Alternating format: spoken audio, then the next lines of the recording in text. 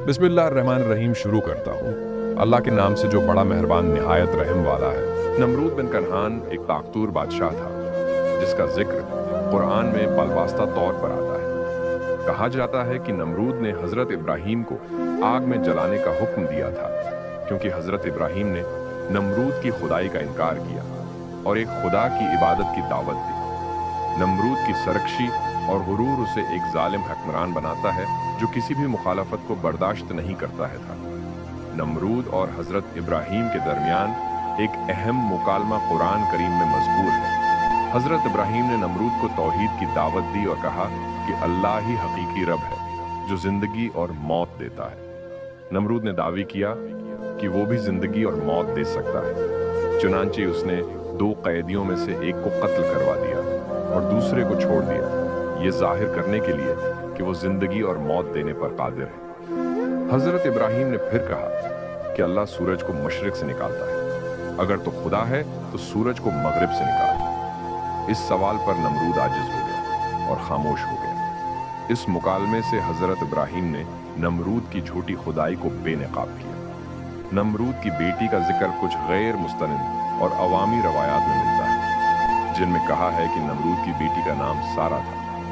जाता है कि नमरूद की बेटी हजरत इब्राहीम की तौहीद के पैगाम से मुतासिर हुई। इसका दिल अपने बाप की जालमाना रोश और हजरत इब्राहीम की सच्चाई के दरमियान जकड़ गया था।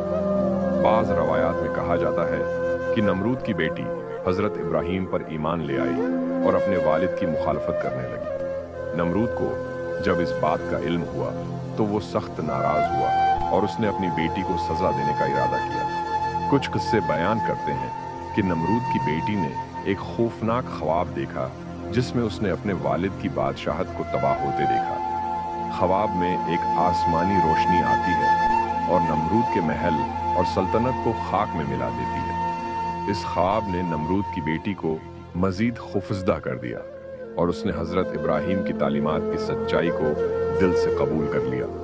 नमरूद का अंजाम कुरान में मज़कूर है कि अल्लाह ने नमरूद की कौम पर अजाब भेजा और एक छोटी सी मखलूक मच्छर या कीड़ा ने नमरूद की मौत का सबब बनाई। इस वाक़े को अल्लाह की कुदरत की निशानी के तौर पर बयान किया जाता है कि एक अजीम बादशाह जिसने खुदाई का दावी किया था एक हकीर मखलूक के जरिए हलाक हुआ।